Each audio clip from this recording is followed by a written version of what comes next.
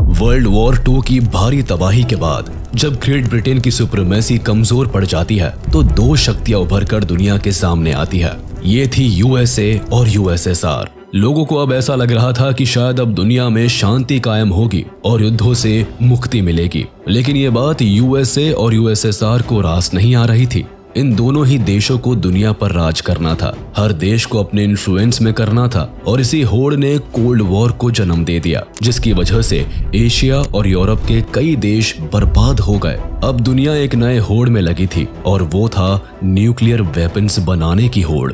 जहां एक तरफ यूएसएसआर और दूसरी तरफ यूएसए दोनों ही अलायंसेस बनाने में लगे हुए थे, वहीं दूसरी तरफ दुनिया के दूसरे लीडर्स इन दोनों में से किसी एक का हाथ पकड़कर खुद न्यूक्लियर पावर बनने के ख्वाब बुनने लगे। इसी कोल्ड वॉर के दौरान 1962 में हुआ क्यूबन मिसाइल क्राइसिस, जिसने दुनिया को थर्ड वर्ल्ड वॉर की एज पर लाकर खड़ा कर दिया था। अक्टूबर 1962 को यूएस नेवी वॉरशिप को कैरेबियन सी में सोवियत यूनियन की सबमरीन का पता चलता है, जो कि क्यूबा को सपोर्ट करने वहां पहुंचती है। इन सबमरीन में न्यूक्लियर वेपन्स होते हैं। इसी दिन अमेरिकन नेवी वॉरशिप यूएसएसआर की B-59 सबमरीन को लोकेट करती है और उस पर सिग्नलिंग डेप्थ चार्जेस से अटैक करना शुरू कर देती है। इससे सबमरीन का मॉस्को से कम्युनिकेशन लॉस्ट हो जाता है और रेडियो सिग्नल भी बंद हो जाते हैं। कमांडर को लगता है कि वो अंडर अटैक है। इन ऑफिसर्स को ये ऑर्डर था कि अगर किसी भी स्थिति में कनेक्शन मॉस्को से टूट जाए तो वो तुरंत मौके की गंभीरता भांपते हुए मिसाइल्स छोड़ सकते हैं। इतनी टेंस कंडीशन में वो अपनी अथॉरिटी का इस्तेमाल करके न्यूक्लियर अटैक लॉन्च करने का मन बना लेते हैं और यही वह ऐतिहासिक मोमेंट होता है जब दुनिया न्यूक्लियर वॉर के सबसे करीब होती है।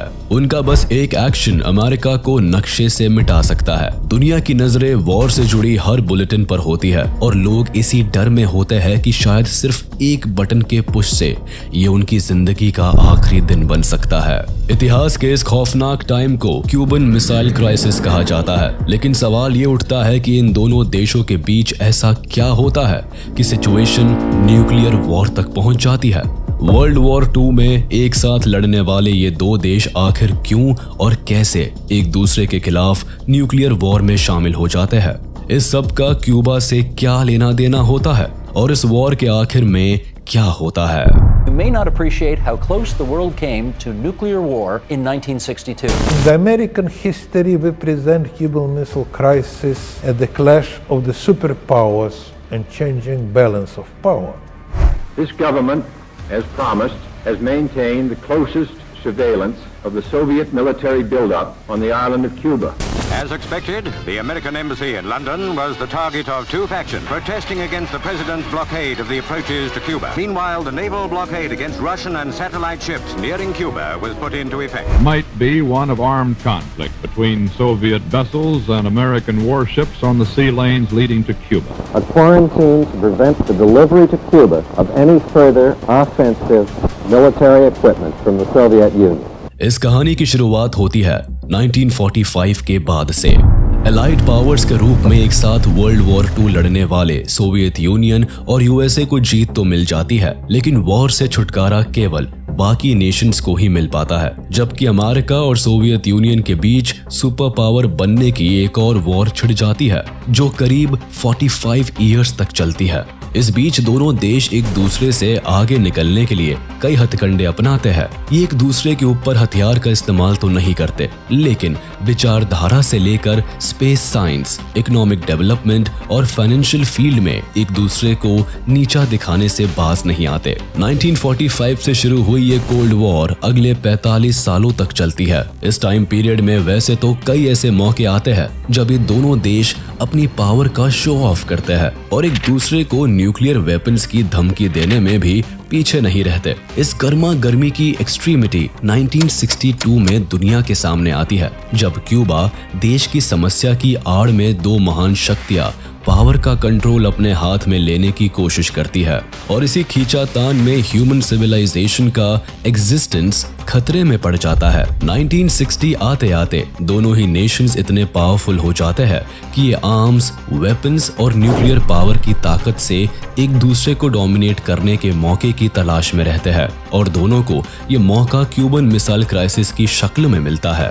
1962 में cold war tensions highest level पर होती है। यूएसएसआर को अपनी ताकत के नीचे दबाने के लिए अमेरिका पहले ही उनके खिलाफ इटली और टर्की में जुपिटर न्यूक्लियर मिसाइल्स को इंस्टॉल कर देता है और इसके साथ वह अपनी सुपीरियरिटी एस्टैब्लिश करने में भी कामयाब हो जाता है। इसके जवाब में निकिता क्रूशेव पावर सुपीरियरिटी में यूएसएसआर को ऊपर रखने की बड़ी बड़ी बातें करते हैं, लेकिन उनका ये सपना 1959 में तब सच होता है जब अमेरिका से 90 मील दूर क्यूबा में communist revolutionary Fidel Castro power में आ जाते हैं। अपने ही पड़ोस में कम्युनिस्ट सरकार के बनने से अमेरिका को एक बड़ा झटका लगता है। अब तक जो क्यूबा अमेरिका के लिए हॉलिडे डेस्टिनेशन से ज्यादा कुछ नहीं था और जिसकी इकोनॉमी की कमान अमेरिका के हाथ में थी, अब वही क्यूबा अमेरिका के हाथ से छूटता चला जाता है। क्यूबा में अमेरिका के सभी owned banks, sugar mills, factory और कसिनो को नेशनलाइज कर दिया जाता है। अमेरिका का साथ छोड़कर फिडेल कैस्ट्रो यूएसएसआर का दामन थाम लेते हैं। एक ही विचारधारा को मानने वाले ये दोनों देश पक्के साथी बन जाते हैं।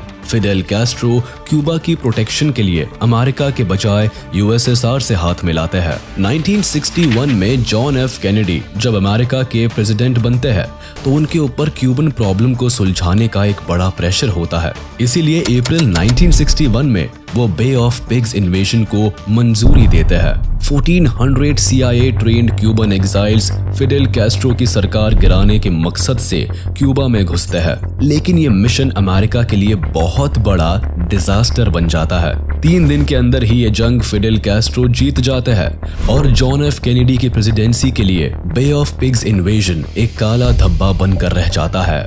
क्यूबा की जीत यूएसएसआर के लिए भी जरूरी होती है।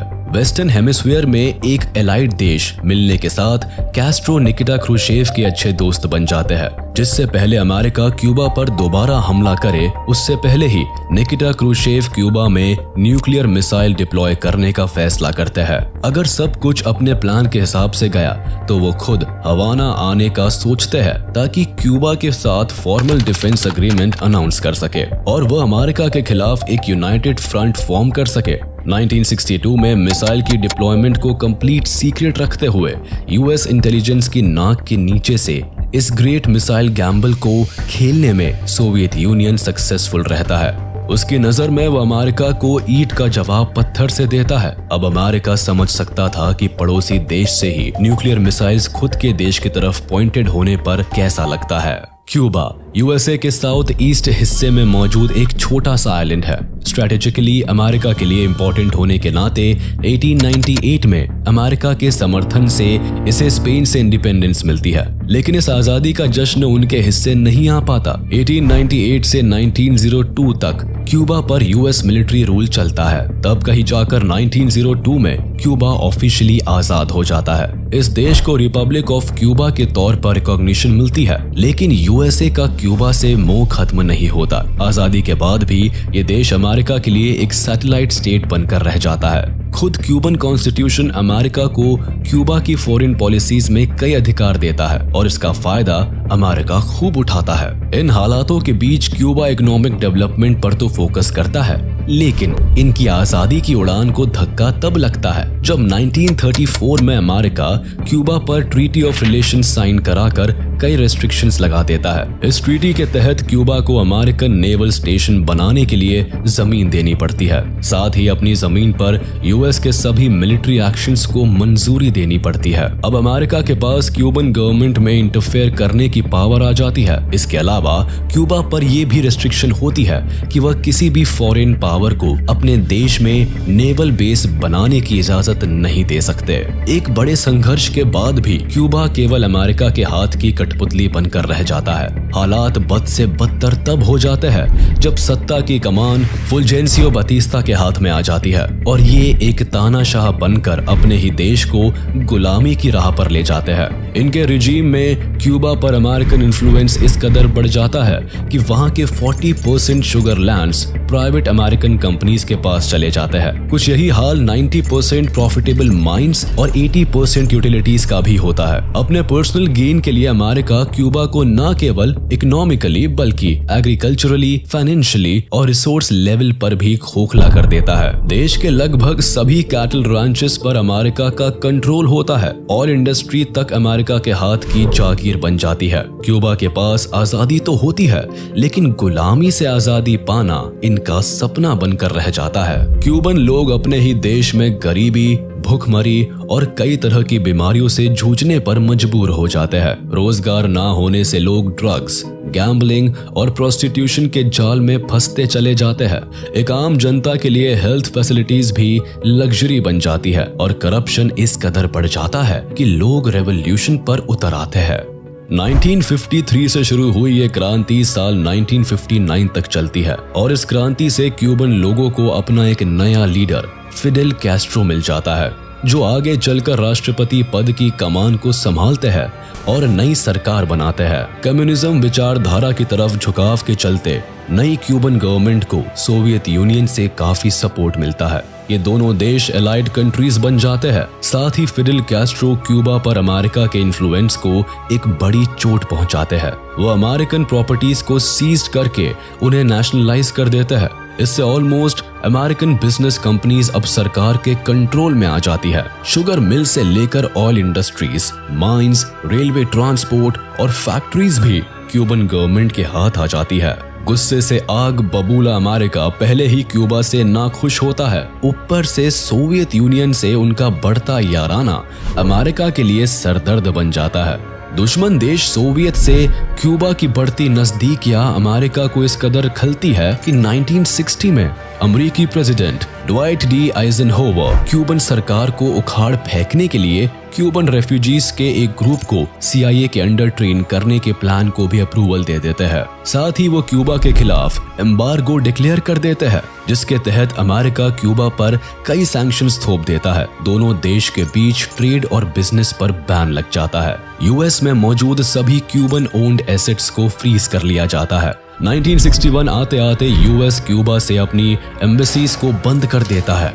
क्यूबन गवर्नमेंट से डिप्लोमेटिक रिलेशंस कट ऑफ कर लेता है और क्यूबन गवर्नमेंट को रिकॉग्नाइज करना भी बंद कर देता है। सभी पैतरे अपनाने के बाद भी जब बात नहीं बनती तो अमेरिका क्यूबा पर अटैक करने से भी बाज नहीं आता। 1961 में जॉन एफ कैनेडी को अमेरिका का 35th प्रेसिडेंट बनने का मौका मिलता है और इनके सत्ता में आते ही CIA से ट्रेंड 1400 क्यूबन एग्जाइल्स क्यूबा पर अटैक करने के लिए तैयार हो जाते हैं। इनका काम फिडेल कैस्ट्रो की सरकार को गिराने का होता है, जिसके लिए ये क्यूबा के साउथ वेस्टर्न कोस्ट पे ऑफ पिग्स पर लैंड करते हैं। लेकिन वहां मौजूद लोकल फिशरमैन इन्हें पहचान लेते हैं और इन पर गोलियों की बौछार कर देते हैं। इससे क्यूबन मिलिट्री अलर्ट हो जाती है और रेबल्स पर अटैक कर देती है। रेबल्स को हारता देखकर अमेरिका अपने नाम को बचाने के लिए इन्वेजन से बैकआउट कर जाता है। फिडेल कैस्ट्रो इसका चार्ज अपने हाथों में ले लेते हैं और ये लड़ाई 3 दिन के अंदर ही खत्म हो जाती है। अमेरिका के इस फेल्ड मिशन को failed Bay of Pigs invasion का नाम दिया जाता है। अमेरिका की फॉरेन पॉलिसी के लिए ये एक बड़ा धब्बा बन जाता है। लेकिन इतनी बड़ी बेइज्जती के बाद भी अमेरिका चुप नहीं बैठता। नवंबर 1961 में क्यूबा से कम्युनिस्ट सरकार को हटाने के लिए अमेरिका एक और प्लान बनाता है, जिसे नाम दिया जाता है ऑपरेशन मॉन्गूज। इस ऑपरेशन के तहत क्यूबा में कई एक्सटेंसिव कैंपेन चलाए जाते हैं। एक पायरेट रेडियो स्टेशन को सेट करके एंटी कैस्ट्रो प्रोपेगेंडा फैलाया जाता है। सिविलियंस पर टेररिस्ट अटैक करने की कोशिश की जाती है और अंडरकवर मिलिट्री ऑपरेशन चलाए जाते हैं। CIA खुद कई बार फिडेल कैस्ट्रो को असैसिनेट करने की कोशिश करती है। ये पहले ऐसे लीडर होते हैं जिन्हें पूरे लाइफ टाइम में 634 असैसिन अटैक से गुजरना पड़ता है। कभी उनकी फेवरेट सिगार में जहर मिलाया जाता है तो कभी उनकी ड्रिंक में डेडली पिल्स मिलाई जाती है। इन सब के बावजूद अमेरिका की सभी साजिशें धरी की धरी रह जाती है। इसके बाद क्यूबा और सोवियत यूनियन की नजदीकियां और बढ़ जाती है। इसका नतीजा ये होता है कि 1962 में सोवियत यूनियन अपने एलाइड कंट्री की सुरक्षा के लिए क्यूबा में न्यूक्लियर मिसाइल्स तैनात कर देता है। लेकिन ये खबर अमेरिका को जरा भी रास नहीं आती। इन्हें क्यूबा और सोवियत यूनियन की साठगांठ पर शक तो पहले से ही होता है, लेकिन इनका शक यकीन में तब बदल जाता है जब अपनी रूटीन सर्विलियंस के दौरान अमेरिका का U-2 spy plane Cuba island पर सोवियत यूनियन की न्यूक्लियर मिसाइल्स को कैप्चर करता है। जिससे पहले ये खबर दुनिया के सामने आए, उससे पहले ही अमेरिकन प्रेसिडेंट एक सीक्रेट कमिटी एक्सकॉम को फॉर्म करते हैं और यहीं से क्यूबन मिसाइल क्राइसिस की शुरुआत हो जाती है। क्यूबा में मिसाइल इंस्टॉलेशन होने के बाद अमेरिका को थ्रेट फील होने लगता है। उन्हें लगता है कि अगर वॉर की तैयारी नहीं की गई तो यूएसएसआर सब कुछ खत्म कर देगा। तब यूएसएसआर को जवाब देने के लिए ये अमेरिकन कमिटी कई प्लान्स डिस्कस करती है। हालांकि यूएस के सेक्रेटरी डिफेंस ये आइडिया भी प्रपोज करते हैं कि अमेरिका के पास सोवियत यूनियन से ज्यादा न्यूक्लियर वॉरहेड्स है, इसीलिए हमें कोई एक्शन लेने की जरूरत नहीं है। लेकिन political balance of power and अपनी सुपर पावर को स्टैब्लिश करने के लिए committee member best possible response suggest करते हैं। कुछ मेंबर सजेस्ट करते हैं कि फिडेल कैस्ट्रो पर डिप्लोमेटिक प्रेशर बनाकर उन्हें क्यूबा से मिसाइल हटाने के लिए प्रेशराइज किया जाना चाहिए, जबकि कुछ कमिटी मेंबर्स ये सजेशंस भी देते हैं कि हमें क्यूबा पर फुल इन्वेजन कर देना चाहिए। इसके अलावा कई मेंबर्स सजेस्ट करते हैं कि एयर स्ट्राइक से सभी न्यूक्लियर मिसाइल्स को तबाह कर देना चाहिए। लेकिन जॉन एफ कैनेडी इस फैसले पर पहुंचते हैं कि सोवियत यूनियन को रोकने के लिए नेवल ब्लॉकेड ही बेस्ट ऑप्शन है। इसके प्लान के तहत क्यूबा के आसपास सी को यूएस नेवी शिप से ब्लॉक कर देता है और दोनों देशों के बीच वेपन्स के सप्लाई को कट ऑफ कर देता है। 22 अक्टूबर 1962 जॉन एफ कैनेडी टीवी पर आते हैं और अमेरिकन पब्लिक को एड्रेस करते हुए बताते हैं कि क्यूबा में सोवियत मिसाइल्स पाई गई है, जिसके जवाब में अमेरिका ने नेवल क्वारंटीन का सहारा लिया है। यहाँ ब्लॉकेड की जगह अमेरिकन प्रेसिडेंट चालाकी से क्वारंटीन शब्द का इस्तेमाल करते हैं, क्योंकि नेवल ब्लॉकेड करना भी एक्ट ऑफ वॉर का हिस्सा होता है। इसीलिए अमेरिका खुद वॉर की शुरुआत नहीं करता, लेकिन क्वारंटीन डिक्लेरेशन के साथ ही ये देश जंग की तैयारी में जुट जाता है। अमेरिका की पूरी मिलिट्री पावर को वॉर के लिए रेडी रहने के ऑर्डर्स मिल जाते हैं। अमेरिका के joint chief of staff DEFCON 3 alert घोषित कर देते हैं। इसके तहत मिलिट्री को 5 लेवल पर वॉर के लिए तैयार रहने के ऑर्डर्स मिलते हैं, जिसमें लेवल 1 का मतलब मैक्सिमम लेवल ऑफ अलर्टनेस समझा जाता है, मगर अमेरिका में डेफकॉन लेवल अलर्ट 3 पर सेट होता है, जिसे 23 अक्टूबर को स्ट्रेटेजिक एयर कमांड और एयर डिफेंस कमांडर्स मिलकर डेफकॉन अलर्ट 2 पर अलर्ट कर देते हैं। अब दुनिया की नजरें अमेरिका पर होती है, क्योंकि डेफकॉन 2 से जाहिर हो जाता है कि अमेरिका वॉर करना चाहता है और वो सोवियत यूनियन पर मिसाइल अटैक की तैयारी कर रहा है। अगले दिन सोवियत यूनियन के लीडर निकिटा क्रुश्चेव अमेरिका के एक्शंस पर रिएक्ट करते हुए ये साफ कर देते हैं कि इस तरह नेवल ब्लॉकेड करना एक्ट ऑफ अग्रेशन है और इससे सोवियत यूनियन अपनी नेवल शिप्स विड्रॉ नहीं करने वाला। शिप्स अपनी तय डायरेक्शन में आगे बढ़ती रहेंगी और होता भी ऐसा ही है। जैसे जैसे नेवल शिप्स कैरेबियन सी में यूएस नेवी शिप्स के करीब पहुंचती है, दुनिया की सांसें थम जाती है। लोग ये मान लेते हैं कि किसी भी वक्त वर्ल्ड वॉर 3 छिड़ सकती है और दोनों देश एक दूसरे को बर्बाद कर सकते हैं। 25 अक्टूबर को CIA को पता चलता है कि क्यूबा में सोवियत यूनियन की न्यूक्लियर मिसाइल्स अब ऑपरेशनल हो चुकी है, यानी कल तक अमेरिका के कंट्रोल में रहने वाला क्यूबा अब उन्हें ही आंख दिखाने पर उतारू हो जाता है। गुस्से में John F Kennedy nation security action memorandum NSAM 199 को इशू करते हैं, जिससे अमेरिकन न्यूक्लियर हथियारों को लोड कर स्ट्राइक के लिए तैयार कर दिया जाता है। 26 अक्टूबर को अमेरिका डिसाइड कर लेता है कि वह क्यूबा देश को इन्वेड करेगा। अमेरिकन प्रेसिडेंट ऑर्डर देते हैं कि क्रैश प्रोग्राम की तैयारी की जाए। इन्वेजन की खबर जब फिडेल कैस्ट्रो को मिलती है तो वो सोवियत लीडर निकिटा क्रुश्चेव को लेटर लिखकर बताते हैं कि अमेरिका अगले 24 से 72 घंटों के अंदर क्यूबा पर अटैक कर सकता है। ये हमले 2 तरह से हो सकते हैं। पहला तो वो लिमिटेड एयर स्ट्राइक कर सकते हैं और दूसरा क्यूबा पर फुल स्केल इन्वेजन भी हो सकता है। अगर ऐसा हुआ तो हमें क्यूबा को बचाने के लिए पहले ही न्यूक्लियर स्ट्राइक कर लेनी चाहिए, यानी सोवियत यूनियन और क्यूबा को पहले ही अमेरिका पर न्यूक्लियर बॉम्ब गिरा देना चाहिए। इसके साथ ही क्यूबन मिलिट्री को भी हाई अलर्ट पर रख दिया जाता है। उन्हें ऑर्डर्स दिए जाते हैं कि अगर कोई भी अमेरिकन प्लेन क्यूबन टेरिटरी में दिखाई दे तो उसे शूट डाउन कर दिया जाए। जंग की गर्मा गर्मी के बीच जहां मिलिट्री वॉर के लिए तैयार होती है, वहीं निकिटा क्रुश्चेव और जॉन एफ कैनेडी के बीच डिप्लोमेटिक टॉक्स भी जारी रहती है। निकिटा यूएस प्रेसिडेंट को अपना पहला लेटर भेजते हैं और उनके सामने ये ऑर्डर रखते हैं कि अगर नेवल ब्लॉकेड हटा दिए जाए और अमेरिका ये प्रॉमिस करे कि वो कभी भी क्यूबा को इन्वेड नहीं करेगा तो सोवियत यूनियन क्यूबा से न्यूक्लियर मिसाइल्स लिफ्ट कर लेगा। साथ ही फिडेल कैस्ट्रो भी क्यूबा में किसी तरह का ऑफेंसिव वेपन नहीं रखेंगे। अक्टूबर 27 को हालात और भी ज्यादा बिगड़ जाते हैं और दोनों देश न्यूक्लियर वॉर से केवल एक स्टेप ही दूर रहते हैं। इस दिन को इतिहास में ब्लैक सैटरडे कहकर भी बुलाया जाता है क्योंकि अमेरिकन रिस्पॉन्स से पहले ही निकिटा क्रुश्चेव का एक और लेटर अमेरिकन प्रेसिडेंट को मिलता है जिसमें वो फोर्थ डिमांड करते हैं कि यूएसए को सोवियत यूनियन के पड़ोसी देश यानी टर्की और इटली से अपनी न्यूक्लियर मिसाइल्स भी हटानी होंगी जो उन्होंने ठीक सोवियत यूनियन के बॉर्डर्स पर प्लेस कर रखी है। क्यूबा में लगी न्यूक्लियर मिसाइल्स तो फिर भी अमेरिका से 90 मील्स की दूरी पर थी। ये ऑफर निकिटा क्रुश्चेव की तरफ से 2 बार दिया जाता है, लेकिन सुबह 11 बजे सिचुएशन हाथ से तब निकल जाती है जब एक America U-2 spy plane Cuban airspace में घुस जाता है। क्यूबन मिलिट्री इस प्लेन को शॉट डाउन करने में जरा भी वक्त नहीं लगाती और इसका नतीजा ये निकलता है कि प्लेन में बैठे अमेरिकन पायलट रुडोल्फ एंडरसन की मौत हो जाती है। एक्सकॉम मान लेती है कि ये ऑर्डर सोवियत यूनियन की तरफ से आया है और वो जंग की शुरुआत कर चुके हैं। इसीलिए एक US navy worship Soviet union के B-59 सबमरीन पर अटैक कर देती है। जब शिप पर हमला होता है तब अमेरिका को जरा भी अंदाजा नहीं होता है कि उसमें न्यूक्लियर वेपन्स इंस्टॉल्ड है। अटैक की सिचुएशन में शिप अपना कम्युनिकेशन लॉस्ट कर जाता है और कैप्टन वैलेंटीन सवित्स्की अज्यूम कर लेते हैं कि दोनों देशों में वॉर स्टार्ट हो चुकी है।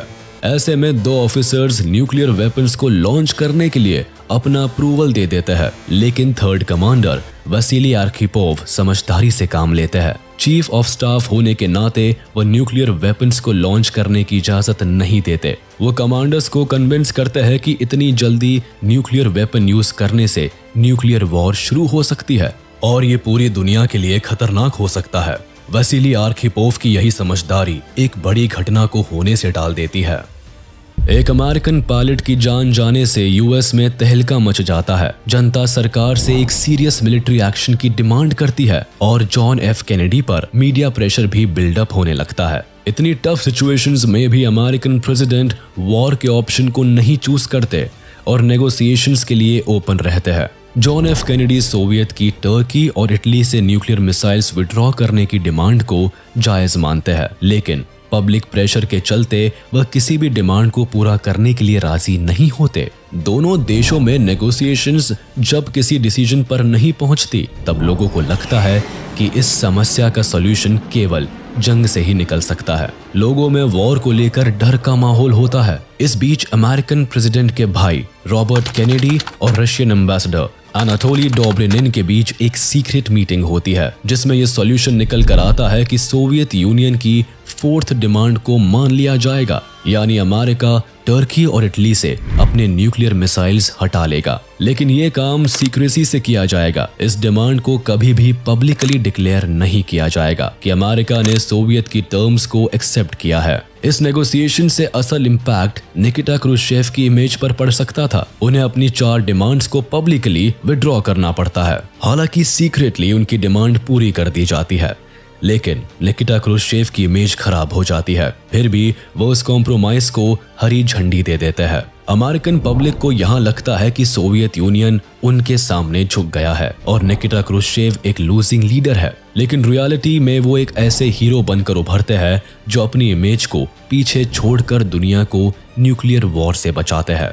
28 अक्टूबर को सोवियत लीडर पब्लिकली क्यूबा से अपनी मिसाइल विड्रॉ करने के फैसले को एक्सेप्ट कर लेते हैं। रेडियो मॉस्को पर उनके मैसेज को ब्रॉडकास्ट किया जाता है जिसमें वो साफ कहते नजर आते हैं कि सोवियत यूनियन ने अमेरिका की डिमांड्स को एक्सेप्ट कर लिया है और इसीलिए अब सोवियत यूनियन क्यूबा से अपनी न्यूक्लियर मिसाइल्स विड्रॉ करने के लिए रेडी है। इसी के साथ अमेरिका वादा करता है कि अब वह कभी भी क्यूबा देश पर अटैक नहीं करेगा। साथ ही नेवल ब्लॉकेड को भी हटा दिया जाता है और अमेरिका सीक्रेटली टर्की और इटली से न्यूक्लियर मिसाइल्स को भी रिमूव कर लेता है। लंबे समय तक ये सीक्रेट रिवील नहीं होता, लेकिन 25 साल बाद इस नेगोशिएशन को पब्लिकली रिवील किया जाता है। फ्यूचर में इस तरह की न्यूक्लियर वॉर सिचुएशन पैदा ना हो, इसके लिए भी 1963 में दोनों देश लिमिटेड न्यूक्लियर बैन ट्रीटी पर साइन करते हैं। दोनों देशों के बीच वॉर तो खत्म हो जाती है, लेकिन दोनों को गवर्नमेंट का ये फैसला बेहद ही बकवास लगता है। दुनिया को न्यूक्लियर वॉर से बचाने के बदले सोवियत लीडर को पब्लिक का एक्सट्रीम क्रिटिसिज्म झेलना पड़ता है। लोग उन्हें एज अ फेल्ड लीडर देखते हैं। ये मान लिया जाता है कि उनकी वजह से सोवियत यूनियन ने अमेरिका के सामने घुटने टेक दिए। इसका नतीजा ये होता है कि 2 साल बाद निकिटा क्रुश्चेव की सरकार को गिरा दिया जाता है। जॉन एफ कैनेडी का अंत भी काफी बुरा होता है, क्योंकि पब्लिक अमेरिकन प्रेसिडेंट के फैसले से इतनी खफा हो जाती है कि 1 साल बाद ही उनका असैसिनेशन कर दिया जाता है। पीस की चाहत रखने वाले क्यूबा क्राइसिस के दोनों हीरो को एंड में लोगों की नफरत का शिकार होना पड़ता है। लेकिन ये झुटलाया नहीं जा सकता कि इन दोनों लीडर्स की समझदारी के चलते ही दुनिया एक बड़े क्राइसिस से